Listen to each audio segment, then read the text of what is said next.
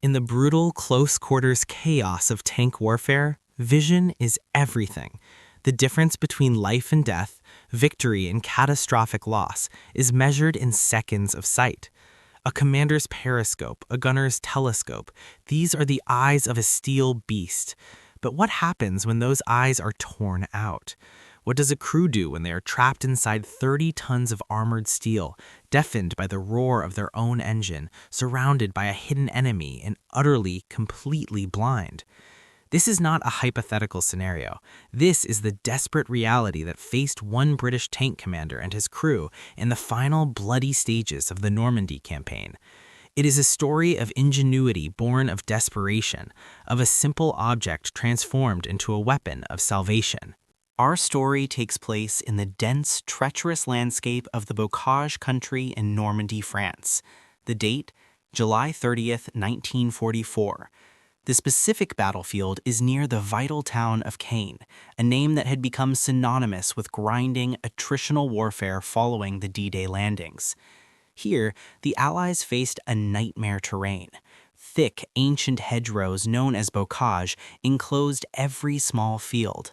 These earthen banks, topped with dense roots and foliage, were natural fortifications, sometimes 15 feet high. Roads became deadly kill zones, funnels of death watched over by hidden German anti-tank guns and armored fighting vehicles. For tank crews, it was a claustrophobic hell. Visibility was often limited to a few dozen yards. Ambush was a constant looming certainty. The unit at the heart of our story is A Squadron of the 1st Northamptonshire Yeomanry, part of the 33rd Armoured Brigade, attached to the British 3rd Infantry Division. Their mount was the workhorse of the British Armoured Forces, the M4 Sherman, reliable, relatively fast, but with a tragic reputation for catching fire when hit. Their crews somberly nicknaming them Ronsons after the lighter slogan. The specific tank is a Sherman V, registration number possibly lost to time, but its crew is not. Commanding this Sherman was a captain. Historical records from engagements like these are often fragmentary, the heroism swallowed by the sheer scale of the battle.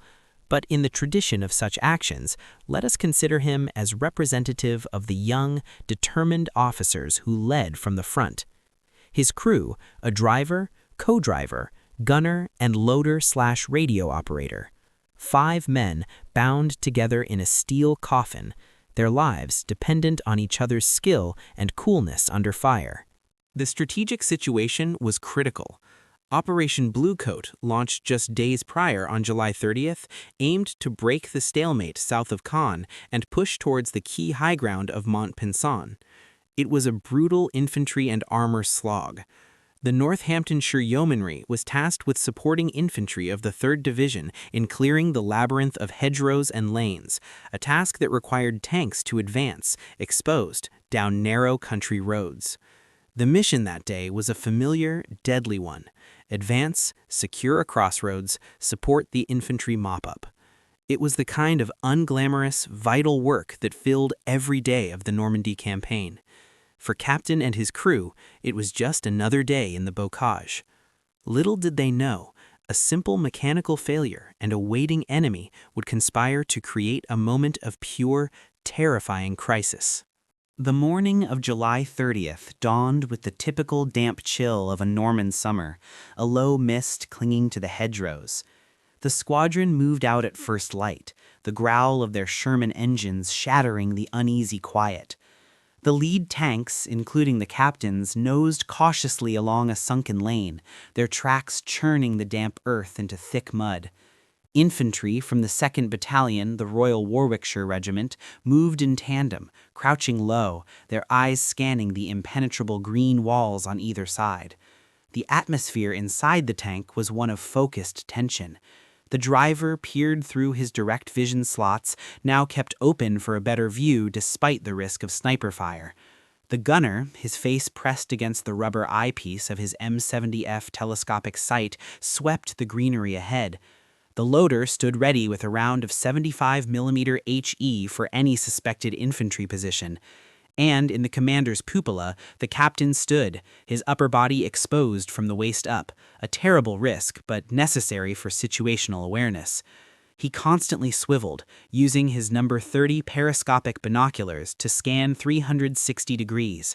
The metallic smell of oil, cordite, and sweat filled the cramped interior. They reached their initial objective, a small crossroads, without major incident. A few scattered shots from a German rearguard, quickly suppressed by coaxial Beza machine gun fire. The infantry began their painstaking clearance of the surrounding fields. The captain ordered his driver to pull the Sherman into a hull-down position behind a particularly large hedgerow bank, providing cover for the infantry while maintaining observation down the lane ahead. For an hour, it was a tense but quiet vigil. The only sounds were the distant crump of artillery to the east and the chatter of infantry radios. Then, at approximately 11:30 hours, the tactical picture shifted. A frantic call came over the wireless from Squadron HQ. A reconnaissance troop had spotted German armor moving to counterattack. Elements of the 21st Panzer Division, veterans of the Normandy meat grinder, were maneuvering to hit the British flank. Among them were Panzer IV medium tanks and, more worryingly, a handful of the feared Panzerjäger IV tank destroyers, low-slung, well-armored vehicles mounting the lethal long-barreled 7.5-centimeter Pak K-42 gun, a weapon that could slice through a Sherman's frontal armor at over a mile. The order came down, hold the line at all costs. The infantry dug in deeper. The tanks, including the captains, prepared for defensive action. The captain knew the mathematics of this fight were against him. In a long-range duel in open country, the superior German optics and high-velocity guns held a decisive advantage. His Sherman's 75mm gun could only reliably defeat the Panzer IV at close range, and the tank destroyers were a nightmare to spot and kill. His one advantage was the terrain. If he could force the Germans to come to him into the close confines of the bocage, the playing field could be leveled. By 1400 hours, the first signs of the enemy appeared. Through the dense foliage, the crew heard it before they saw it, the deeper, throatier growl of a Maybach diesel engine, distinct from their own Continental radial. Then, movement. 100 yards down the lane, a gray shape briefly flitted between two gaps in the hedgerow, a Panzer IV, then another. They were attempting to use the parallel lanes to outflank the position. "Gunner, traverse right! Tank, 1 o'clock, in the lane!" the captain barked, his voice tight. The turret whined as the gunner slewed it around. "Identify!" The gunner squinted. "Panzer IV, stationary!" "AP loaded!" the loader shouted, slamming the brass-cased round into the breech. "Fire on my command!" "Steady! Fire!" The Sherman rocked back on its suspension with a deafening crack. The shell whistled down the lane and struck the German tank on the glacis plate with a brilliant orange flash and a shower of sparks. It was a hit, but not a kill. The Panzer IV reversed hastily into cover, smoke pouring from its front. They had drawn first blood, but they had also revealed their exact position. What happened next was a matter of seconds, a brutal exchange of fire that defines armored combat. From a hidden position in an orchard to their left, a Panzerjäger IV, its low silhouette almost invisible among the apple trees, fired.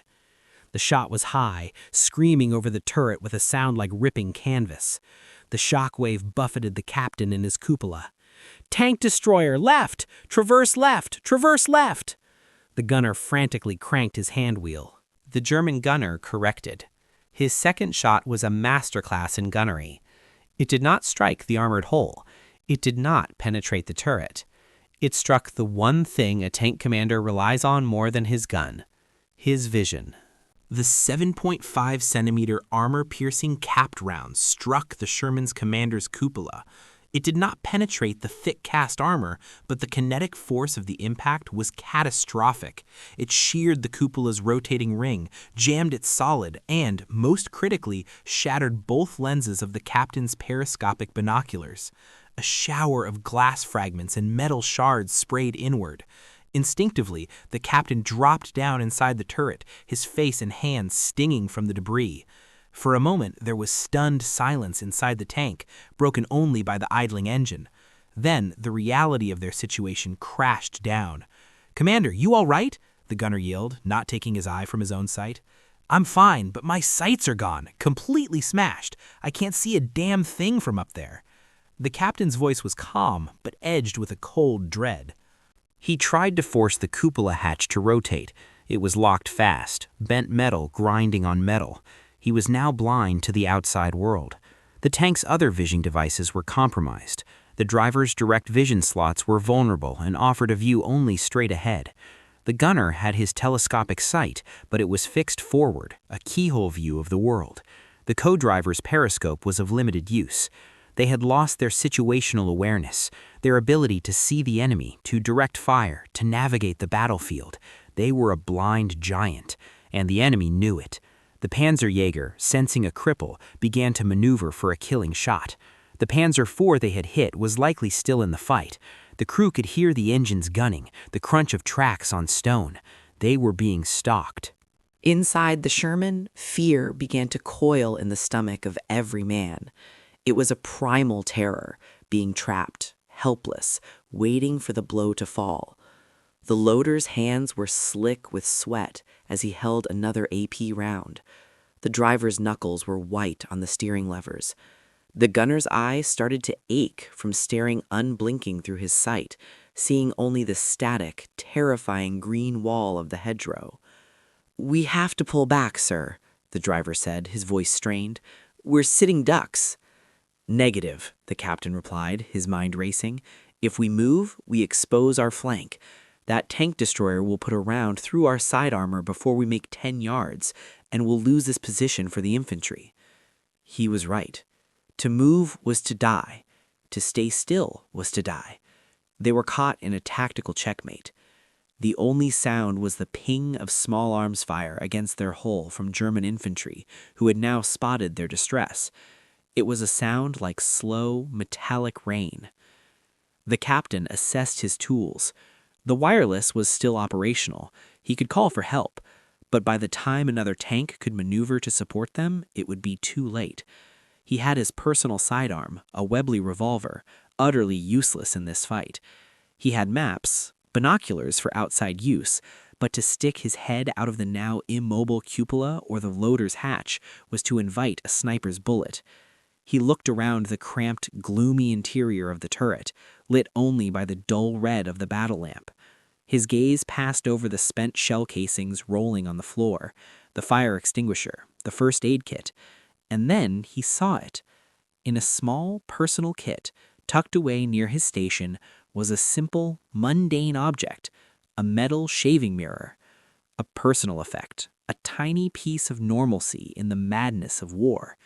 He used it every morning, a small ritual of civilization. An idea born of sheer, desperate ingenuity flickered to life. It was absurd. It was ridiculous. It was quite possibly their only hope. "Loader, pass me my kit bag," the captain ordered, his voice now charged with a new energy. The loader, confused, handed it over. The captain rummaged and pulled out the small, round mirror, its back painted in military khaki. He held it in his gloved hand, staring at his own fragmented reflection. "Sir?" the gunner asked, bewildered. "We're going to make a new periscope," the captain said, a grim smile touching his lips. His plan was audaciously simple. If he could not raise his head to see, he would use the mirror to see for him. But it had to be done from a position of relative safety. The loader's hatch on the left side of the turret was smaller and, for the moment, less likely to be under direct observation than his own destroyed cupola. "Right, listen carefully. Gunner, you are my eyes forward. I will direct you onto target using this. Driver, be ready to move on my command. Small adjustments only. Loader, when I give the word, you are going to crack your hatch just enough for me to get my hand and this mirror out. You will shield me as best you can. Understood?" The crew, trusting their commander implicitly, responded with a chorus of "Yes, sir." The first attempt was nerve-wracking. The loader, his heart hammering against his ribs, unlatched his hatch and lifted it a bare 3 inches. Immediately, the sounds of the battlefield rushed in, the crackle of small arms fire, distant shouts in German. The captain, lying prone on the turret floor, carefully slid his arm and the mirror up through the gap. He angled it, trying to catch a reflection of the lane ahead. All he saw was sky and the tops of trees. The angle was wrong. A burst of machine gun fire stitched across the hull above them, and the loader flinched, the hatch clanking down. "Sorry, sir." Again, higher angle. Second attempt. The hatch opened. The captain adjusted the mirror. This time, the image swam into view, a fragmented, shaking but critically clear reflection of the lane. And there, partially obscured by a hedge, was the rear of the Panzerjäger. It had overextended in its pursuit, its side and rear exposed as it tried to get a better firing angle on the seemingly helpless Sherman. "Got you," the captain whispered. "Gunner, traverse left. Slow, slow, stop." The gunner, his eye glued to his sight, obeyed. "On target, sir. I have a partial profile, rear of a tank destroyer. Range? Hard to judge. 100 yards, maybe 120. AP loaded." "Up!" shouted the loader, now back at his station. The captain, his arm aching, held the mirror as steady as he could. The reflection wavered with every vibration of the idling engine. He had to judge the exact geometry. He was looking at a mirror image of the enemy's position, directing a gunner who was looking straight ahead. It was a feat of mental triangulation under the most extreme pressure imaginable. Hold steady, fire!" The gunner squeezed the trigger. The 75 roared. Through his mirror, the captain watched the result. The shell struck the lower rear hull of the Panzerjäger, near its engine compartment. A jet of brilliant flame erupted, followed by a secondary explosion as its ammunition cooked off. The vehicle was consumed in a fireball, pieces of track and armor flying into the air. A cheer started in the turret, but the captain cut it off. "Quiet! The Panzer IV is still out there. Reload. Gunner, traverse right, back to the original lane." Using his miraculous improvised periscope, the captain scanned again. The Panzer IV, perhaps shocked by the sudden destruction of its support, had begun to withdraw down the lane, presenting its vulnerable rear armor. It was a long shot through a narrow gap in the hedgerows. "Gunner, moving target right to left, lead it by 2 tank lengths, fire when ready." The gunner took a breath, exhaled halfway, and fired. The shot was perfect. It pierced the German tank's thinner rear plating. It shuddered to a halt, smoke billowing from every hatch. The crew bailed out, scrambling for cover. The immediate threat was neutralized. The captain, his arm now trembling with fatigue, retrieved the mirror. Using his miraculous improvised periscope, the captain scanned again. The Panzer IV, perhaps shocked by the sudden destruction of its support, had begun to withdraw down the lane, presenting its vulnerable rear armor. It was a long shot through a narrow gap in the hedgerows. "Gunner, moving target right to left, lead it by 2 tank lengths, fire when ready." The gunner took a breath, exhaled halfway, and fired. The shot was perfect. It pierced the German tank's thinner rear plating. It shuddered to a halt, smoke billowing from every hatch. The crew bailed out, scrambling for cover. The immediate threat was neutralized. The captain, his arm now trembling with fatigue, retrieved the mirror. It was unblemished. A simple piece of glass and metal had just turned the tide. The battlefield fell silent.